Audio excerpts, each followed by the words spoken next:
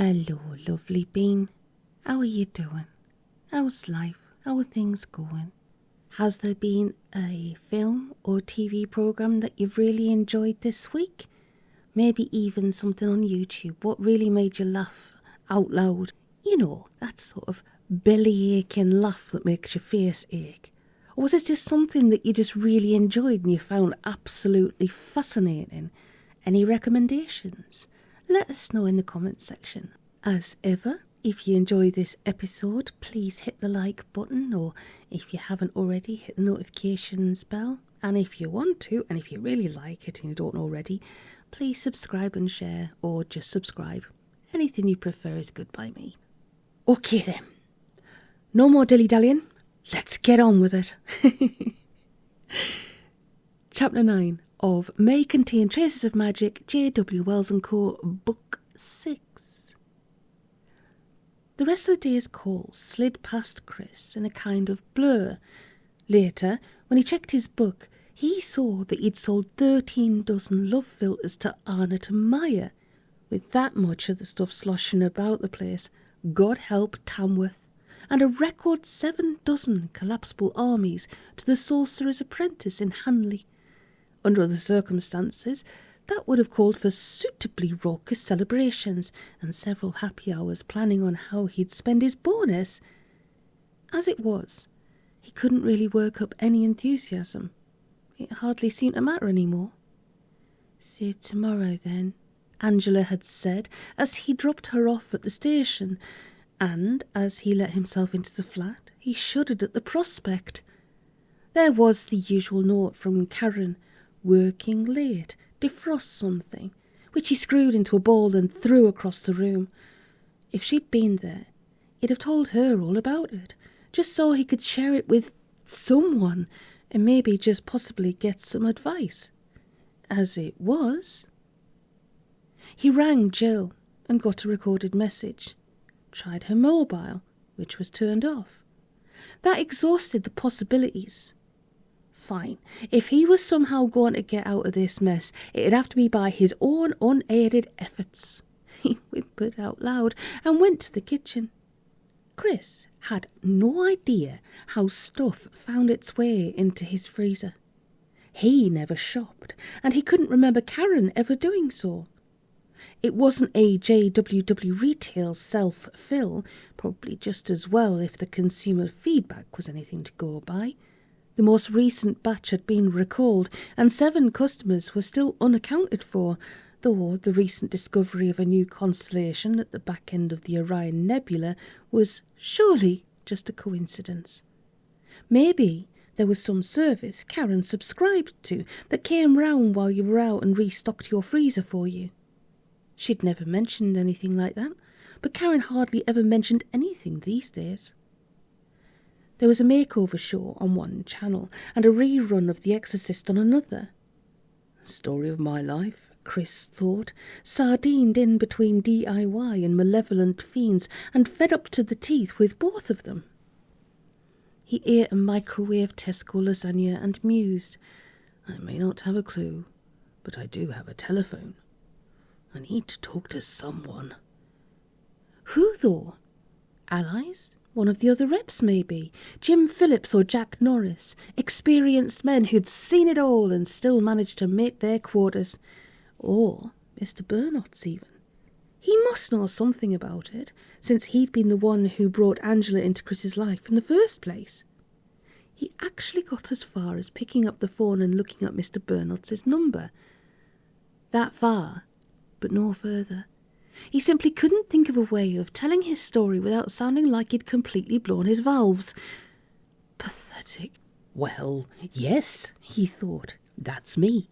I'm stuck with me, and I'd better get used to the idea. Whatever plan of action I commit to had better be something that can be carried through successfully by a pathetic person. Much too late in the day to start growing a backbone, what with all the other stuff I've got going on in my life right now. Chris went to bed, turned off the light, and lay in the dark staring at the ceiling, as wide awake as a coffee taster's convention. So Angela, he told himself, is the one who is to come, the demon who's got to be kept safe, and Jill must be running the Underground Railroad to get her away from the nasty demons. Fine. So where does SatNav come in? Warning me, I guess. For my own good, because nobody else saw fit to tell me what's going on. Very civil of her, I'm sure, but can I actually believe a word of it? After all, it was Jill who told me that SatNav's creepy and stalky and evil. But surely Jill and SatNav must be on the same side if they both want to save Angela from the fundies. And since the scheme hasn't worked, and the demons know that Angela's with me, what the hell is the point of carrying on with it? Surely it's become completely counterproductive, as well as everything else. Doesn't make any sense. He thought about getting up and phoning Jill again, but he decided against it. If Jill had lied to him, or at the very least neglected to keep him informed about some fairly relevant stuff affecting him personally, he was honour bound to kick up a fuss about it, and he didn't have the energy. I'm missing something, he told himself. Something very important, and probably quite obvious. Won't I feel a right prune when I finally figure out what it is? Meanwhile, am I going into work tomorrow or not? Well, substantial chance I might get killed or abducted by demons. Balance that risk against all the strop I'm likely to get from Mr. Burnot's if I don't. No contest, really. And then he thought, maybe that's how heroism works. Maybe the great heroes of England only did the scary stuff because they were too scared or too embarrassed not to. At some point, Chris must have drifted off to sleep because he found himself on a bare and windswept hillside, and he knew it must be a dream because all the bare and windswept hillsides in his dreams were actually the patch of post-industrial waste ground at the back of the school football pitch, only a bit larger and with mountains in the background. Anyhow, he was lying on his back on a big flat stone with chains on his wrists and ankles holding him down, and there were 3 vultures sitting on the rock looking thoughtfully at him. One of them was Angela, one was Jill, and SatNav, bald-necked and oily-feathered, was the third. He yawned in his dream because although he'd never been in this particular scenario before, it was tiresomely familiar to all the other anxiety dreams with women in them, and he was tempted to fast forward or wake up. But then there was a 4th bird, a hummingbird, which the vultures didn't seem to have noticed. It hovered close to his left ear, the vultures were sitting on his right, and whispered to him. At first, Chris couldn't make out what it was saying, which was entirely fair and reasonable, since he wasn't exactly fluent in bird. He shook his head to shoo it away, but it moved a little bit closer, and he began to understand. "Remember what she told you about the Fae?" it muttered. "Dreams, right?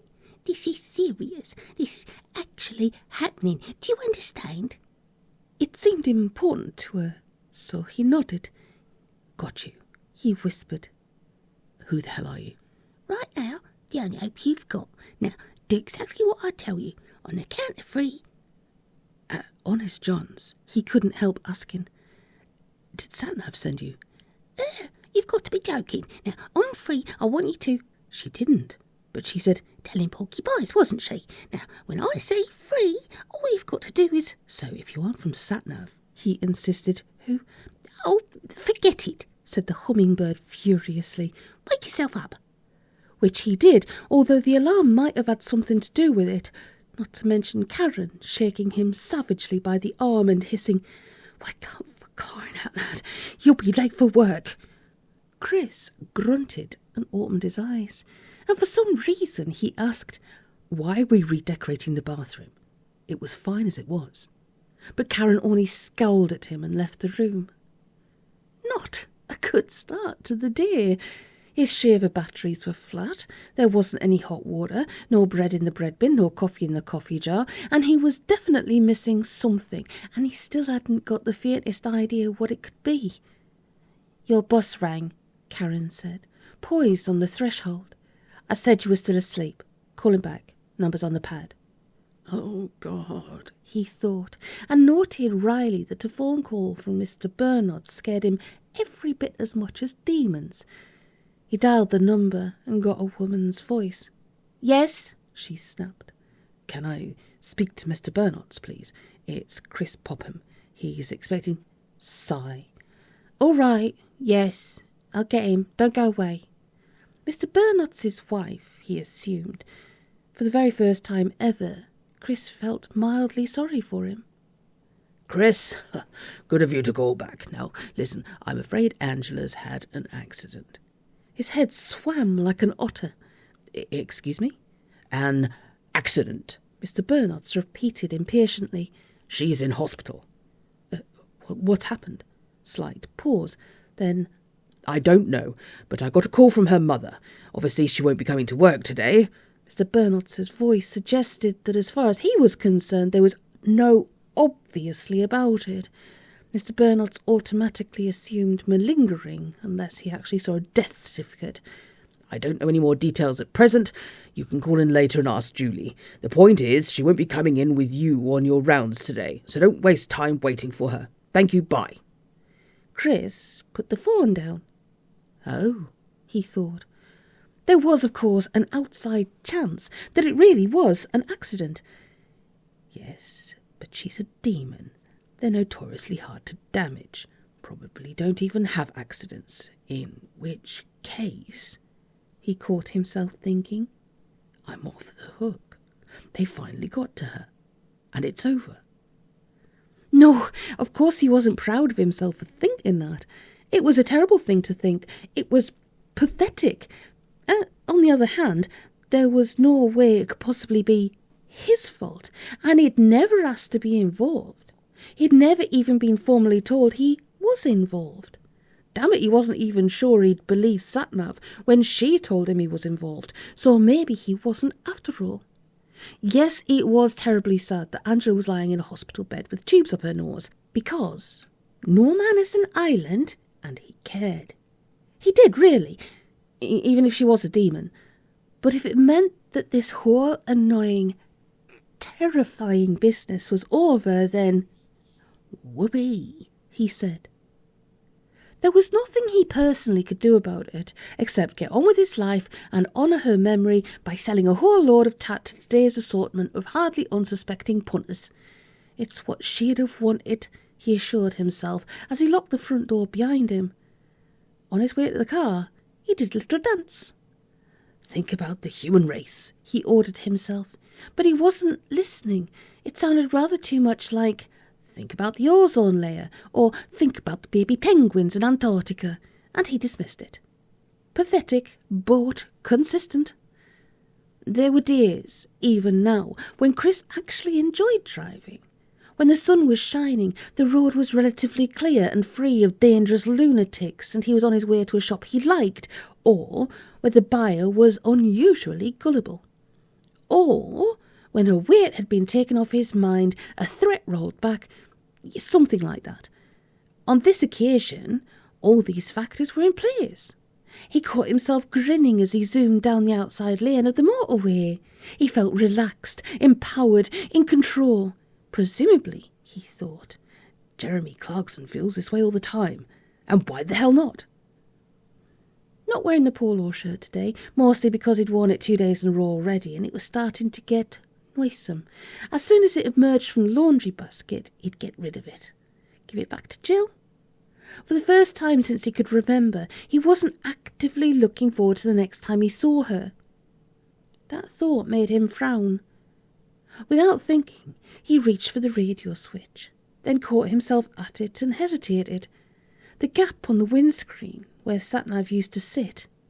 Good riddance, he told himself, but it was rather in the manner of President Bush announcing progress in the war against terror. Absolutely nobody was going to believe it, least of all himself, but it was something he felt he was obliged to say. If she'd been telling him the truth about Angela, presumably SatNav no longer had any reason to be interested in him and would leave him alone. Good, he told himself, in the same My Fellow Americans voice he'd used earlier. Don't want anything more to do with her. So why shouldn't he play the radio?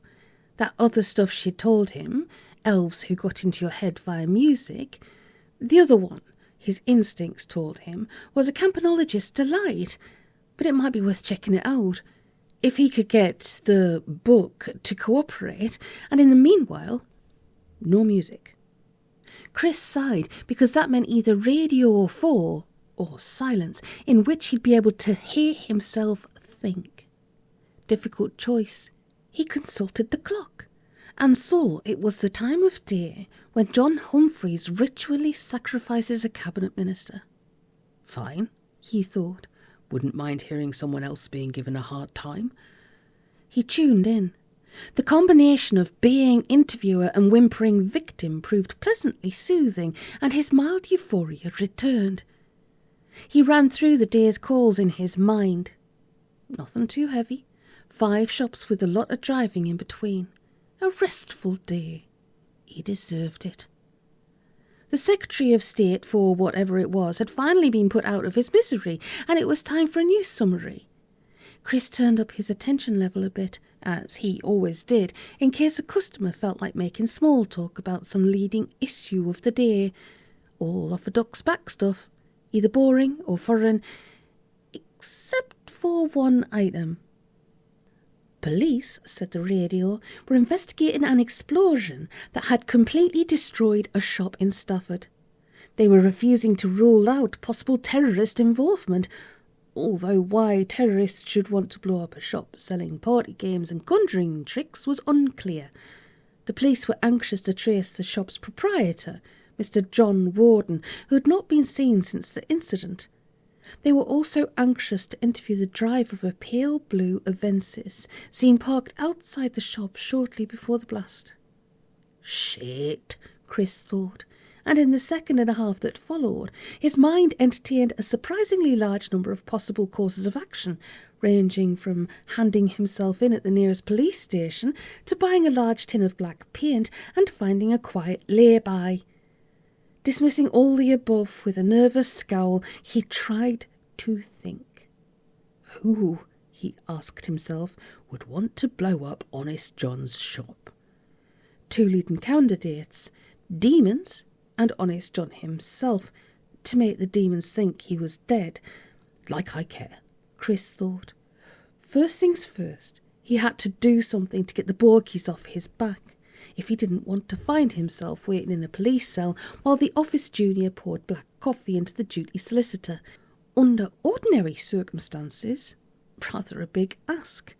Wasn't it fortunate, therefore, that he had a direct line to someone who could arrange that for him without so much as breaking a fingernail? He found a lay-by, pulled out his phone and called Jill's number. Mercifully, she was there. It was me, he told her. After a brief summary of the backstory, just doing my usual rounds. Sold him quite a bit, as it happens.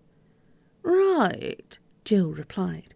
And nothing funny was going on while you were there?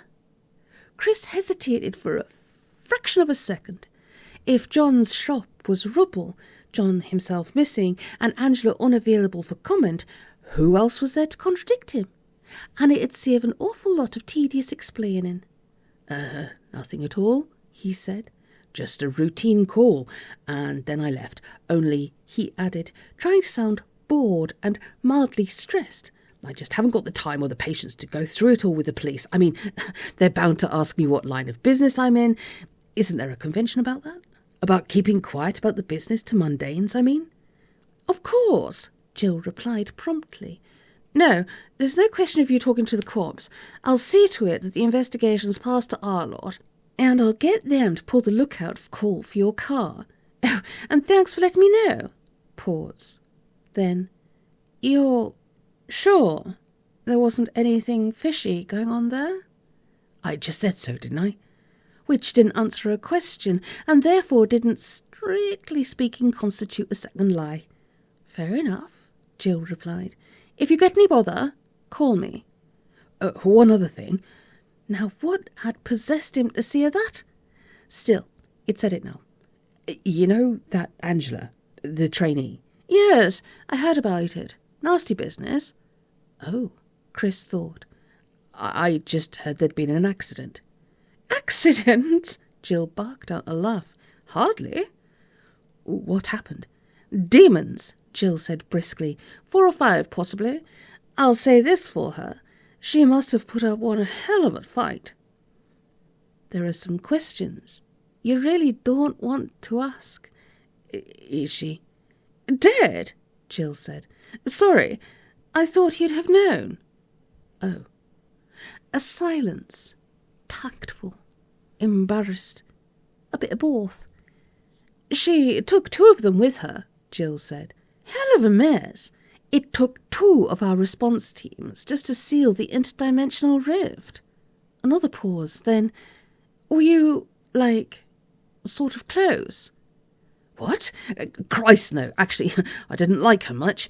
It's just a bit of a shock, that's all. It occurred to Chris that nothing either of them had said had indicated any knowledge of who or what Angela had really been. Probably better that way, he thought, and left it at that. Instead, he said, Do you think there could be a connection between Angela and that shop in Stafford? Well, yes, of course, Jill said. There's you, but whether it means anything, I couldn't possibly say at this stage. Thanks a lot, Jill. That really sets my mind at rest. Sigh. Just keep your head down, all right? And if I hear anything at all, I'll call you ASAP. Keep your phone switched on at all times. Even more thanks. For crying out loud, Jill, he added. Next thing you'd be telling me to lock all doors and boil my drinking water. Not a bad idea, Jill replied gravely. Got to go. Bye, and thanks again. Chris got back into the car, picked a CD at random from the glove box, stuffed it in the tray and started the engine. One less worry, he told himself. At least I'm not liable to be arrested as well as torn in pieces, or dragged through an interdimensional rift. Oddly enough, he did find that comforting. In spite of everything, he still wasn't 100% sure he believed in demons, but the police were depressingly real. He was disagreeably surprised, therefore, when a police car pulled him over 10 minutes later.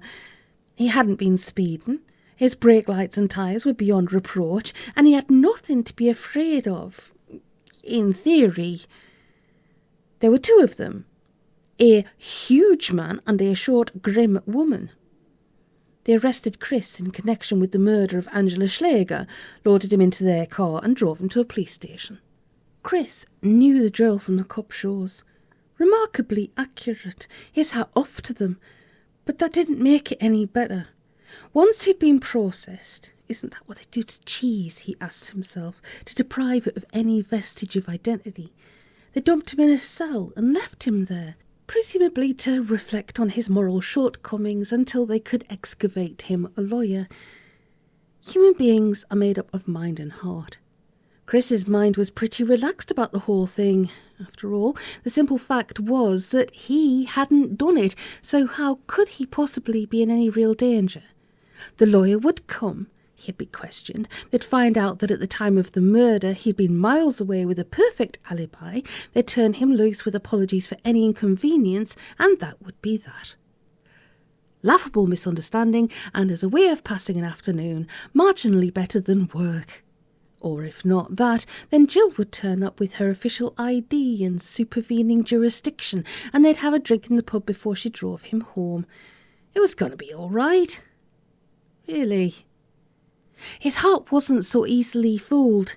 He had no idea when the bloody woman, how quickly she'd metamorphosed from tragic victim to insufferable pest, had managed to get herself killed, but the chances were that at the time in question, Chris had either been on the road or at home alone in the flat. Furthermore, he had no idea where she'd been snuffed. If he could prove that he'd been on a call at the time, 100 miles away from the crime scene, then fine. If it had happened just around the corner from where he'd been, he was probably in severe poo. And Jill, he was beginning to have his doubts about her. Heresy, yes, but having your trouser belt and shoelaces confiscated by the Vogons plays funny tricks on your judgment. The best he could find to say about his cell was that it was very clean and white. There was a bed to lie down on, that or the floor, take your pick, with a splendid view of the ceiling, which was also clean and white, a cross between a bathroom and a starship, he decided, but hardly cosy. Lacks the homely touch, he thought, adding that if he ever managed to get out of there, he'd never mourn about Karen's carpets and curtains fixation again. Anything, even peach-painted wood chip and tapestry scatter cushions, had to be better than this.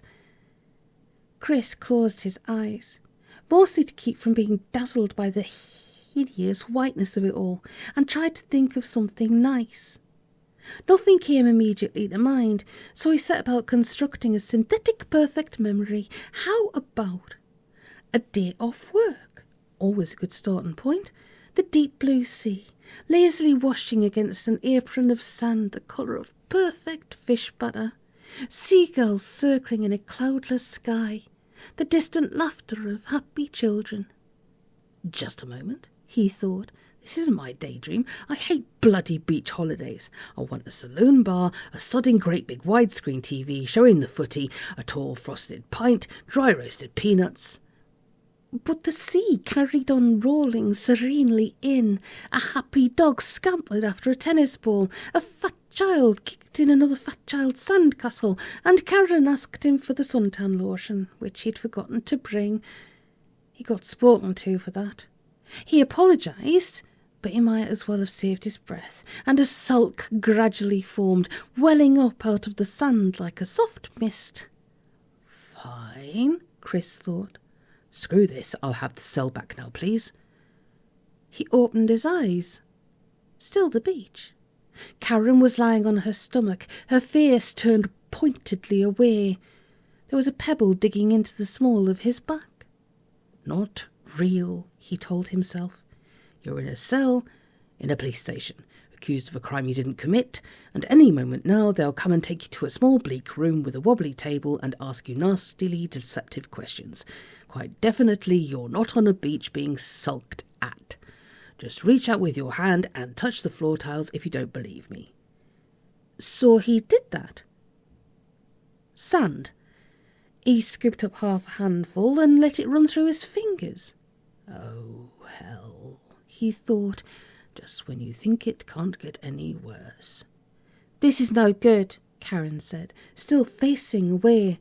You know what I'm like when I burn. You can bloody well go back to the car and fetch the suntan lotion. Of course, Chris said. You're absolutely right. Remind me where we parked. She wriggled round and faced him. Her all right, that what are you talking about face was uniquely hers. In the car park, of course, she said. Don't you remember? He smiled and tried to stand up. No problems? Keys? In your pocket. He was wearing shorts.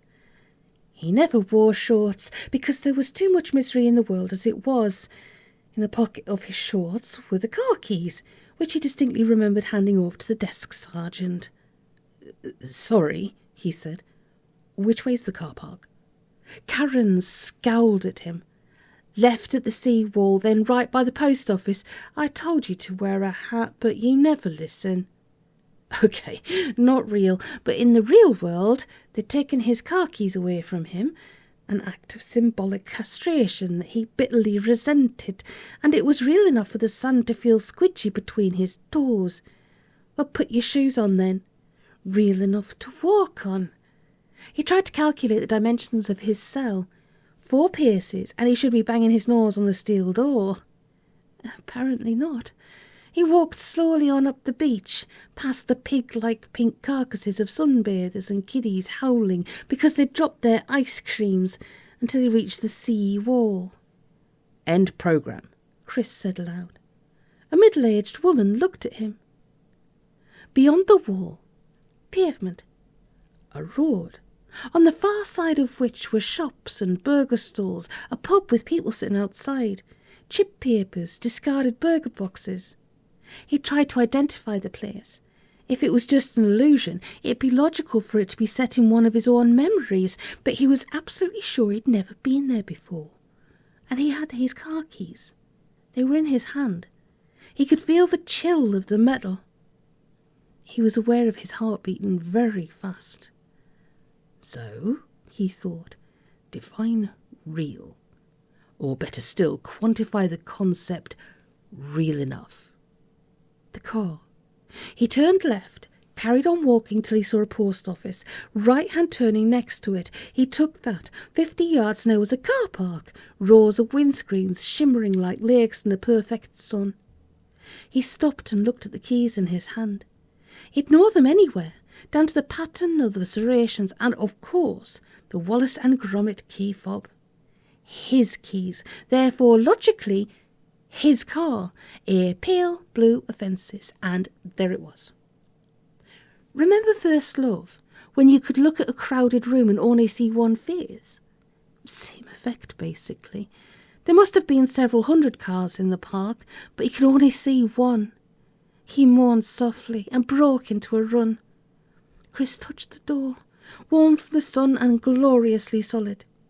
He pressed the little button and heard the click as the doors unlocked. Inside it was greenhouse hot, and it smelt of warm vinyl and air freshener. His car. He sat in the driver's seat and tried to breathe.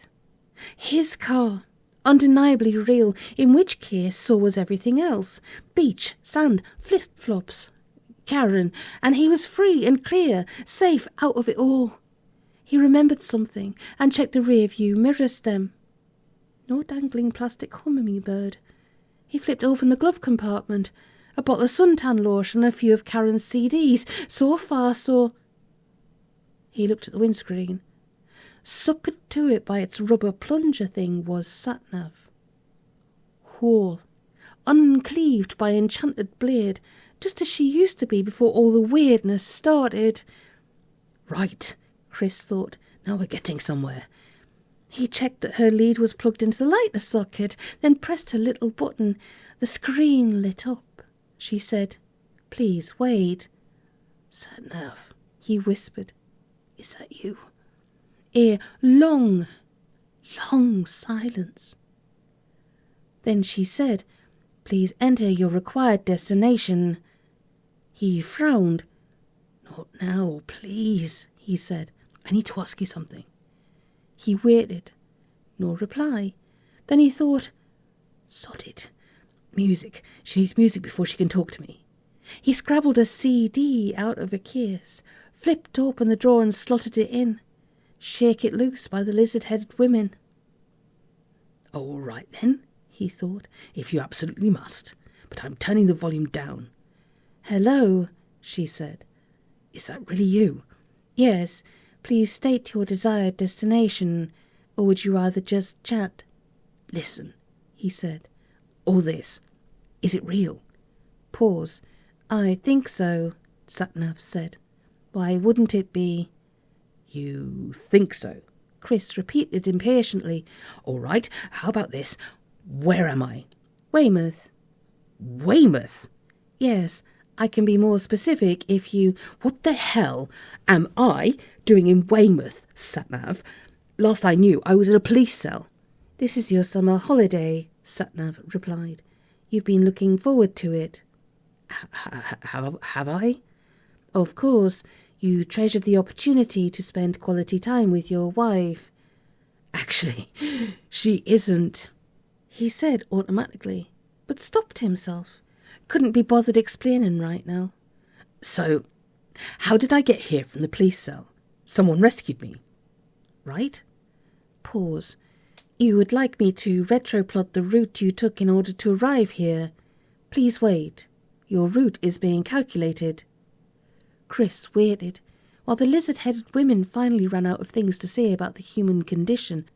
At last, the screen flickered and showed him a map, a red line running across the country, from his home to the south coast. "That's not what I meant," he said. "Come on, SatNav, how did I get here? You must know, I mean..." "Your route is being calculated. Please wait." Same again. At least, it was a slightly different route, avoiding major roadworks on the A303, but it amounted to the same thing. He stared at it for 10 seconds. "SatNav," he said, with a kind of frantic patience. I think you're missing the point. What I need to know is... The words had an effect on him. Not the ringing of a bell, as in the cliché. It was more like firmly grabbing hold of a bit of wire that turns out to be an electric fence. No, he thought, I can't face all that again. And besides, it's not the sort of thing that'd be in there. I mean, it's not really human knowledge, is it? That's dates of battles and algebra and the human genome and how to make polymers. And even if it does work, well, personally, like that, all it'll do is tell me about bloody Gandhi. On the other hand, the book was in his jacket pocket, and he clearly remembered handing it over, along with his belt and his car keys. He shrugged and opened it at random. Reality. Reality is the term used to describe the state of affairs normally prevailing in the absence of supernatural influences in a logical, mechanical universe subject to scientifically provable laws of physics. Multiple and compound realities coexist simultaneously across dimensional spectrums, making it impossible to pin down any one perceived state of affairs as the base or default reality.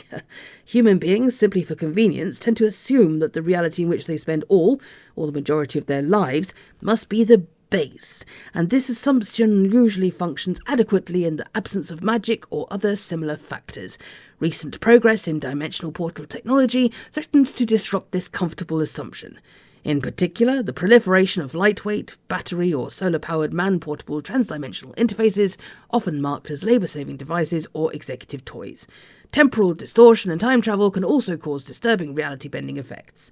Perhaps the greatest enemy of humanity's stable perception of reality comes from metadimensional entities such as demons and the Fae, who frequently make use of their dimension-shifting abilities either recklessly or with malicious intent. Clear as mud, Chris thought, and closed the book. Even when it's working, it's bloody useless. It was mildly encouraging not to be lectured about Gandhi for a change, but the very most he reckoned he'd gleaned from all that was that this, whatever it was he was in, might possibly be just as valid as the one he'd left. He thought about the practicalities of that. Stuff like PIN numbers and bank balances. Did he have a job in this version of the universe? If he decided to stay here, would he be able to bluff his way through? Or would it be a lifelong episode of Quantum Leap without the assistance of a friendly hologram to guide him? Well, he thought, this is a company car, so presumably I've still got my job. And Karen too, of course. Mustn't forget her. And she seems pretty much the same. Your wife, SatNav had called her, and he'd assumed it was the usual conventional jump to conclusions. But what if... Still, he thought, even so, it's got to be better than being in prison. A bit better. SatNav, he said, what reality am I in? Your metaphysical coordinates are being calculated. Please wait. Pause, during which Chris looked for and found the emergency Mars bar hidden in the driver's door pocket. You are currently in reality 001 Alpha. Oh? Normality, SatNav translated, then added, what an odd question to ask. Sorry. Karen, he thought, waiting impatiently for her sunblock while the murderous heat fried her soft flesh like squid rings. Screw her, he thought. This is important. Only, the way I remember it, I was on my way to make a call and I got arrested and they think I murdered Angela and I was in a cell. They think you murdered Angela? Yes, which is bloody ridiculous because she isn't dead. Silence. Frozen on his lips, like mammoths in the Siberian ice. The words, she's dead all right, Mr. Bernard's told me. In Chris's mind, a light suddenly switched on, the realization that in this reality, he was beginning to like this reality a lot. She might very well be alive, just as he was on holiday rather than in jail. SatNav, he said cautiously. Yes, Chris. Just suppose, he said, his voice soft as prayer. Someone was living in one reality and suddenly found themselves in another one. Just a tad different. Better say, could he stay there, do you think? Permanently? Entirely possible, SatNav replied. Why, are you planning on... Lord, no, he said quickly. Perish the thought. I like it here. Of course you do, SatNav replied. But now I don't understand. Why do the police think you murdered Angela if she's still alive? Forget I said that, he mumbled. Touch of the sun, maybe. Talking of which, he reached into the glove compartment and got Karen's suntan lotion. Oh, and one last thing, he said casually. Do you happen to know anything about the one who is to come? The one what, Chris? Forget it, he said happily. Doesn't matter. On the way back to the beach, he bought an ice cream. He hadn't had a proper ice cream on a little wooden stick for years. Where did you get to? Karen demanded. You've been ages. Phone call, he said smoothly. Work. Oh, right. An acceptable answer, apparently. He handed over the suntan stuff. You ought to turn that bloody phone off while we're on holiday. Good idea, he said, and did so. They'll just have to manage without me. She had no comment to make on that score. He finished his ice cream and lay down, aware that he was smiling but seeing no reason not to, and closed his eyes. He could get to like beach holidays, he thought. So what was the panic? Karen said. Oh, just stuff. Customers chasing orders, that kind of thing. She clicked her tongue. Can't that half-witted girl of yours handle it? That's the whole point of having an assistant. That's what I told them, Chris replied. Peace, quiet, happiness. The warmth of the sun was making him feel drowsy, but he didn't really want to fall asleep, just in case he woke up and found it had all been a dream.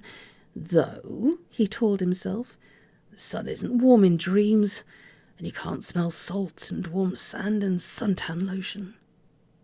By the way, Karen said, where is she? Sorry, what? I said, where is she? Where's who? Doesn't matter. He heard her yawn and then say, I'm just going over there for a bit. Be back soon. That's fine, Chris answered drowsily. The glare on his closed eyelids dimmed a little as her shadow fell across him. He snuggled his back into the sand. It would be very easy indeed to fall asleep, and why not? But the thought made him uncomfortable, and he opened his eyes. The sun was annoyingly bright. What I need, he thought, is sunglasses. Luckily there was a pair in his jacket pocket. He looked at them, trying to remember where he'd got them from. They looked old-fashioned and rather strange, but they worked perfectly well. He sat up and yawned and stretched. I'm about ready for some lunch, Karen said behind him. You coming? He stood up and turned to face her. Chris didn't scream. He didn't make a sound of any kind because his throat, mouth and lungs had got stuck, and the full-blooded yell he wanted to let fly with couldn't get out. Later he realised that what had really freaked him out was the fact that the three-eyed, grey-skinned, four-tusked, pointed-eared, noseless, drooling monster facing him was wearing Karen's light blue bikini, a garment of which he had very fond memories, and for a split second he was afraid that the demon had eaten her and stolen her clothes. I'm starving, the demon said, in Karen's exact voice. Let's go. But that wasn't what had happened, because if the demon had just eaten... You go ahead, Chris said. I think I'll just stay here a bit longer. Given the demon's facial layout, you couldn't really tell if it was scowling or not, but the voice told him everything he wanted to know. You don't want to have lunch with me? Not terribly hungry. Fine. The enduring with bad grace voice. I'll have to wait then. Will he be ready in half an hour? He wanted to look away, but he didn't dare break eye contact, so he took the sunglasses off. It helped, He couldn't see the demon anymore, just Karen in the blue bikini glowering at him.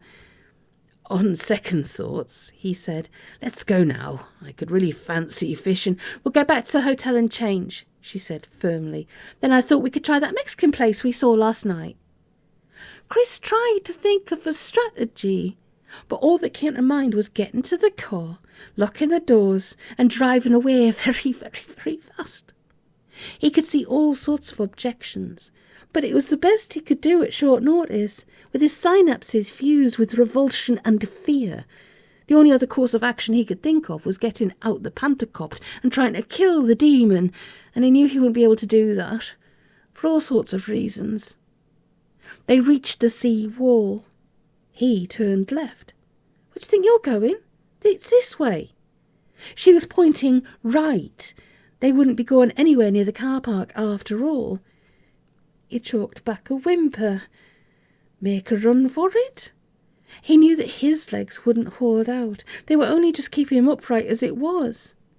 Going back to the hotel room, definitely not an option.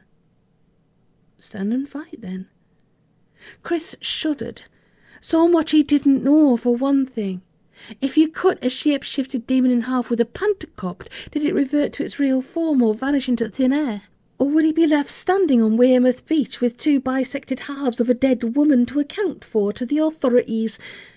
Not that it'd come to that, he knew. He'd cock it up somehow, either let her get the weapon away from him or cut off his own legs. Nothing for it then but to go quietly. Out of the corner of his eye, he glimpsed impression. Stormtrooper black, body armour, a fetishist dream of an equipment belt, the police. He turned his head and spotted them, 2 coppers, a big tall man and a short woman, doing that slow walk perfectly described as proceeding. Well, he thought sadly, anything's better than death. Slowly and reluctantly, he began taking off his shorts. "Chris, what the hell are you doing?" Her voice, shrill, furious, nothing unusual there then. He closed his eyes. Everybody in Weymouth must be staring. Any moment now the police would arrest him and take him away. Not an experience he was looking forward to very much, but at least it wouldn't be the last thing he did. "Excuse me, sir, but what?" He opened his eyes and tried to smile. He didn't get very far before he'd done more than just hitch up the corners of his mouth. A hummingbird zoomed out of absolutely nowhere and hit him right between the eyes. Like a bullet. Well, that's something. You see, the thing is about Tom Holt books I like about this type of urban fantasy is that you can take all of these real things and make them absolutely fantastical. You know, and it's like, who would have thought of using a hummingbird as if it was a bullet or a dart?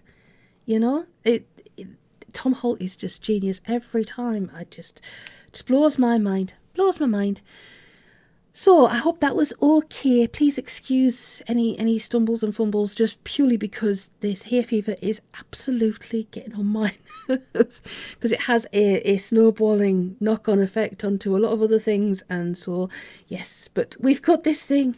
Okay, my lovely beans. So, cross your fingers and hope on hope that I can get another one done this afternoon, because I would really like to. That would be fantastic. Because I'm enjoying the story. And the thing is, what I really enjoy about all of this is that not only do I get to enjoy the story again myself and do a reread, I can share it with you guys. And you are phenomenal. And I will say it every single time. I appreciate the comments very, very much. I appreciate our community, and I will load it from the rooftops and just say how much I adore you. And thank you very much for keep coming back, and I appreciate your patience and your good hearts and souls and all that sort of stuff. And I'm going to stop waffling, and I'll try and get another episode done today for you. Yes, so have a great weekend, and big loves and squishes, and take it easy. Take care. Oh, crikey, completely forgot. Yes.